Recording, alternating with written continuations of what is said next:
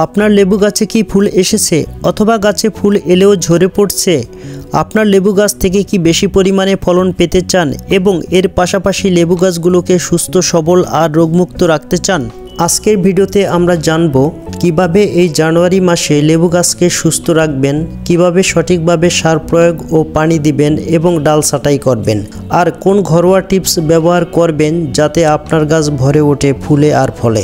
আসসালামু আলাইকুম বন্ধুরা, আপনারা দেখছেন আধুনিক কৃষি তথ্যভিত্তিক ইউটিউব চ্যানেল Agro36।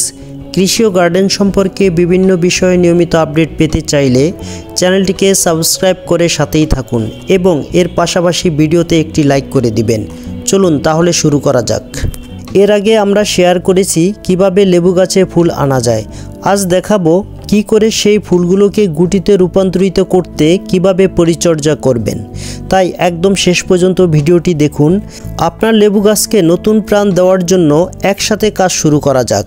লেবু গাছগুলোকে এতদিন আমরা যে পরিচর্যা করেছিলাম, অর্থাৎ পরিচর্যা নয়, এতদিন আমরা লেবু গাছগুলোকে কষ্টে রেখেছিলাম, তাদের পানি কম দিচ্ছিলাম, আবার খাবার দিচ্ছিলাম না।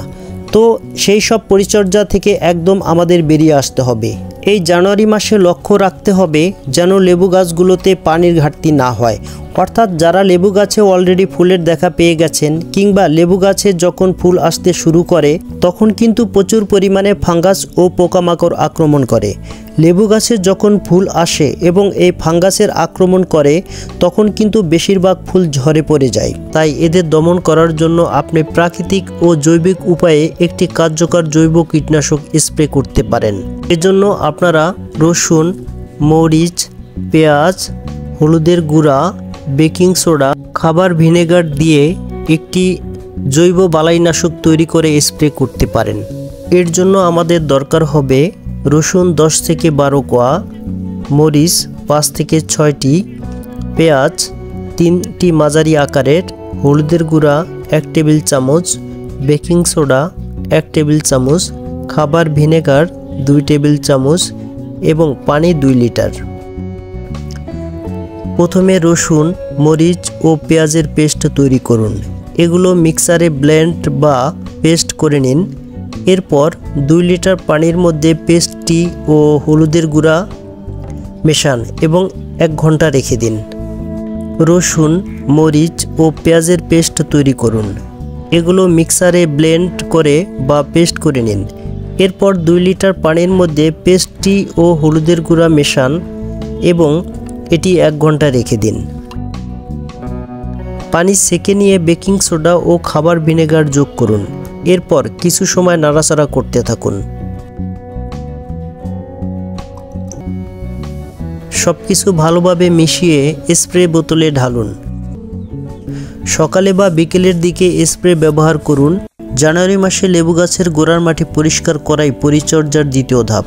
প্রথমে গাছের চারপাশে জন্মানো আগাছা সরিয়ে ফেলুন, কারণ আগাছা গাছের পুষ্টি শোষণ করে এবং শিকড়ের বিকাশ বাধা দেয়। মাটি শক্ত হয়ে থাকলে কোদাল দিয়ে মাটি আলগা করুন, তবে শিকড় যেন ক্ষতিগ্রস্ত না হয়। মাটি আলগা করার মাধ্যমে মাটিতে বাতাস চলাচল সহজ হয়, যা শিকড়ের জন্য উপকারী।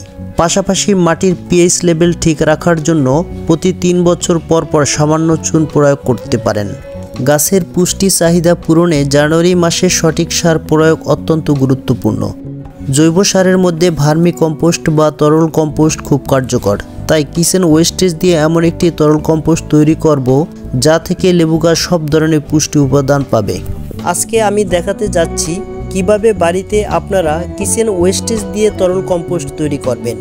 এর জন্য যা লাগবে তা হলো কিচেনের সব ধরনের সবজির খোসা, তার সাথে ব্যবহার করতে পারেন ব্যবহার করা চা পাতা। তবে ব্যবহার করা চা পাতার মধ্যে চিনি ও দুধ থাকতে পারে, সেজন্য আপনাকে অবশ্যই ভালো করে ওয়াশ করে নিতে হবে। এছাড়াও আপনি ব্যবহার করতে পারেন ডিমের খোসা, কলার খোসা, এর মধ্যে আপনারা দেখতে পাচ্ছেন আলুর খোসা, পেঁপের খোসা, বেগুনের খোসা, আমড়ার খোসা, জাম্বুরার খোসা, পেঁয়াজের খোসা, কলার খোসা, মালটার খোসা, লাউয়ের খোসা ইত্যাদি। আপনারা ইচ্ছা করলে সরাসরি সবজিও ব্যবহার করতে পারেন। এর জন্য আপনাকে কিচেনের যাবতীয় ওয়েস্টেজ প্রতিদিন একটি পাত্রে জমা রাখতে হবে, কখনো ফেলবেন না। আমি এই খোসাগুলো একটি বালতির মধ্যে ভর্তি করে রেখে দেব। তবে সবজির খোসা বিভিন্ন ধরনের হলে সারের কোয়ালিটি তত ভালো হবে। আর আজকে যে তরল কম্পোস্টটি তৈরি করতে যাচ্ছি তার মধ্যে আপনি মাইক্রো ও ম্যাক্রো সব ধরনের নিউট্রিয়েন্টস পাবেন এবং সব ধরনের গাছে ব্যবহার করতে পারবেন। এই সারটি যদি আপনি একবার তৈরি করে ফেলেন তাহলে আর কোনো রাসায়নিক সার লাগবে না। এখন এর মধ্যে আমি পানি দিয়ে দেব। আপনি ইচ্ছা করলে ঠান্ডা অথবা গরম পানি ব্যবহার করতে পারেন। গরম পানি দিলে সবজিগুলো তাড়াতাড়ি ডিকম্পোস্ট হবে। এর ফলে 7 দিনের পরিবর্তে 4 দিনের মধ্যে সার তৈরি হয়ে যাবে। তবে শীতের সময় আপনাকে অবশ্যই গরম পানি ব্যবহার করতে হবে। এবার লাঠি দিয়ে সবজির খোসাগুলোকে 3 থেকে 4 মিনিট ঘুরিয়ে নেবেন। আর অবশ্যই এটাকে খোলা রাখবেন, কেননা এর মধ্যে ডিকম্পোস্ট তৈরি হওয়ার পর যে গুড ব্যাকটেরিয়া তৈরি হবে সেগুলো অক্সিজেন পেলে তাড়াতাড়ি গুড ব্যাকটেরিয়া তৈরি হবে। তাই ঢাকনা দিবেন না, তাহলে সারের কোয়ালিটি খুব ভালো হবে। তাই এটাকে একটি নিরাপদ দূরত্বে রেখে দিবেন। আজকের জন্য এটাকে রেখে দেব এবং 2 দিন পর আবার ফিরে আসব। বন্ধুরা, আপনারা দেখতে পাচ্ছেন 2 দিন পরে এই অবস্থা। এটা থেকে সামান্য গন্ধ আসে, তবে শরীরের জন্য ক্ষতিকর না। এভাবে প্রতিদিন 2 থেকে 3 মিনিট লাঠি দিয়ে ঘড়ির কাঁটার দিকে ও বিপরীত দিকে ঘুরিয়ে দিবেন। তাহলে এর মধ্যে থাকা গুড ব্যাকটেরিয়াগুলো তাড়াতাড়ি অ্যাক্টিভ হবে। আবার এটাকে খোলা অবস্থায় রেখে দিবেন, কারণ বাতাসের সংস্পর্শে না আসলে অক্সিজেন না পেলে গুড ব্যাকটেরিয়াগুলো দ্রুত গ্রোথ হবে না। এবার রেখে দিই। 7 দিন পর ফিরে এলাম। এর আগে আমি প্রতিদিনই নাড়াচাড়া করে নিয়েছি। আপনারা দেখতে পাচ্ছেন এর উপর দিয়ে ফাঙ্গাস জমেছে। এবার লাঠি দিয়ে 3 থেকে 4 মিনিট ঘুরিয়ে নিই। একটি গাছের জন্য যে ধরনের পুষ্টি দরকার হয় তার সবকিছুই এই তরল কম্পোস্টের মধ্যে আছে। এই তরল সার ব্যবহার করলে রাসায়নিক সারের একদম দরকার হবে না। বন্ধুরা, অন্য একটি পাত্রে এটি সেঁকে নেব। বন্ধুরা, দেখতে পাচ্ছেন দ্রবণটি ছাঁকা হয়ে গেছে, কিন্তু এই অবস্থায় কি দ্রবণটি গাছে প্রয়োগ করতে পারবো? অবশ্যই না। যদি এই তরল কম্পোস্ট গাছে সরাসরি প্রয়োগ করতাম তাহলে গাছ এটা সহজে গ্রহণ করতে পারতো না। কোনো জিনিসকে গাছের মধ্যে পাতলা করে ব্যবহার করতে পারি তাহলে গাছ খুব সহজেই খাবারটি গ্রহণ করতে পারে। আর যদি মোটা করে বা ঘন করে গাছে প্রয়োগ করি তাহলে গাছ সহজে গ্রহণ করতে পারবে না। সেজন্য আমরা 1:5 অনুপাতে পানি মিশিয়ে গাছে প্রয়োগ করব। আমরা এর সাথে সামান্য পরিমাণ হলুদের গুঁড়া মিশিয়েছি, কারণ হলো দ্রবণটি গাছে প্রয়োগ করলে ফাঙ্গাসে যাতে আক্রমণ করতে না পারে। হলুদ অ্যান্টি ফাঙ্গাল হিসাবে কাজ করে। দেখা যাচ্ছে গাছে প্রচুর পরিমাণে ফল ধরেছে। এই গাছে আমি কখনো রাসায়নিক সার ব্যবহার করিনি, আর যা ব্যবহার করেছি তা হলো তরল কম্পোস্ট। এই সারটি আমি 15 দিন অন্তর অন্তর নিয়মিত ব্যবহার করেছি। এই গাছে আমি 1 লিটার পরিমাণ তরল কম্পোস্ট প্রয়োগ করব। তবে এই সার প্রয়োগের পূর্বের দিন গাছে পানি দিতে হবে। আর এই খাবারটি 15 দিন অন্তর অন্তর 3 বার প্রয়োগ করতে হবে, সকালে অথবা বিকেলে।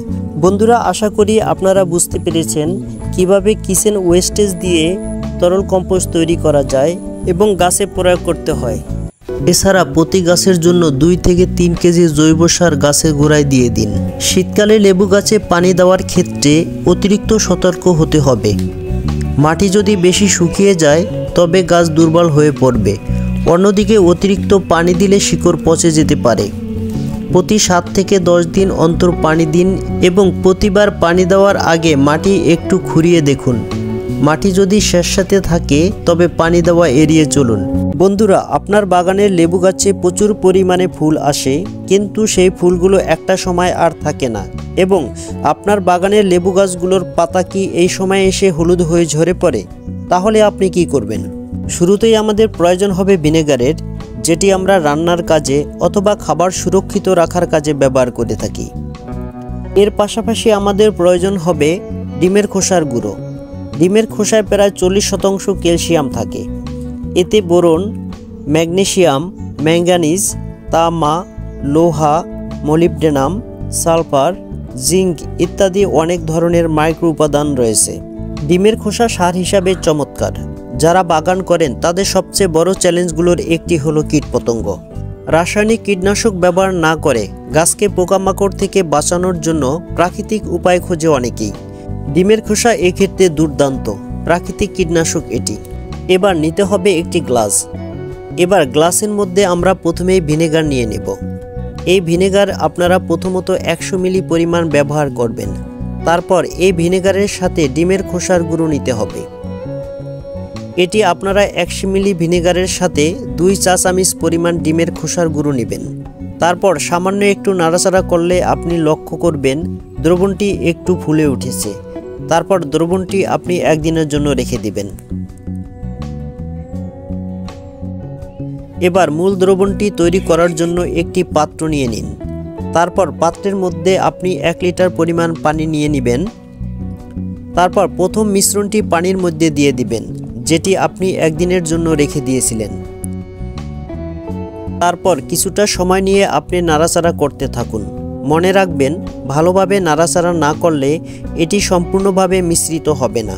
লেবু গাছে যে সকল গাছে ফুল আসে না, এই গাছগুলোর গোড়ায় আপনারা এই দ্রবণটি ব্যবহার করতে পারেন।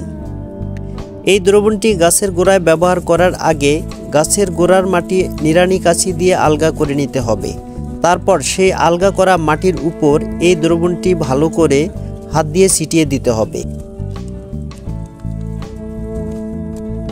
লেবু গাছের বৃদ্ধির জন্য ডাল ছাঁটাই খুবই জরুরি। জানুয়ারি মাসে গাছের মরা, রোগাক্রান্ত এবং দুর্বল ডাল কেটে ফেলুন। এর ফলে গাছের নতুন কুঁড়ি গজানোর সুযোগ তৈরি হয়। ছাঁটাই করার সময় নিচের দিকে মুখ করে থাকা ডাল এবং অতিরিক্ত ঘন ডালও সরিয়ে ফেলুন। এতে গাছে আলো এবং বাতাস ভালোভাবে প্রবেশ করতে পারবে। আপনারা যে ডালটি দেখতে পাচ্ছেন সেটি হলো ওয়াটার সাকার। ওয়াটার সাকার হলো গাছের নিচের অংশ বা মূল থেকে বের হওয়া অপ্রয়োজনীয় শাখা, যা গাছের জন্য ক্ষতিকর। এরা দ্রুত বৃদ্ধি পায় কিন্তু ফল দেয় না। এগুলো অন্য শাখার তুলনায় নরম, সরল ও সোজা আকৃতির হয়। পাতাগুলো সাধারণত গাছের মূল শাখার চেয়ে বড় ও ভিন্ন আকৃতির হয়ে থাকে। এই শাখাগুলোতে কোনো ফুল বা ফল হয় না। ওয়াটার সাকার গাছের ফলনশীল শাখার জন্য প্রয়োজনীয় পুষ্টি শোষণ করে নেয়, ফলে গাছ দুর্বল হয়ে যায়। গাছের ফুল ও ফলের উৎপাদন উল্লেখযোগ্যভাবে কমে যায়। গাছের কাঠামো বা আকৃতি ক্ষতিগ্রস্ত হয় এবং গাছের বৃদ্ধি ব্যাহত হয়। ওয়াটার সাকার থাকা অবস্থায় গাছের ছত্রাক ও অন্যান্য রোগের ঝুঁকি বেড়ে যায়। তাই ওয়াটার সাকার দেখা মাত্রই সেটা অপসারণ করতে হবে। এই সহজ ধাপগুলো মেনে চললে জানুয়ারি মাসে লেবু গাছ ভালো থাকবে এবং প্রচুর ফল দেবে। যদি ভিডিওটি আপনার উপকারে আসে তবে লাইক দিন, কমেন্ট করে জানান এবং সবার সঙ্গে শেয়ার করুন।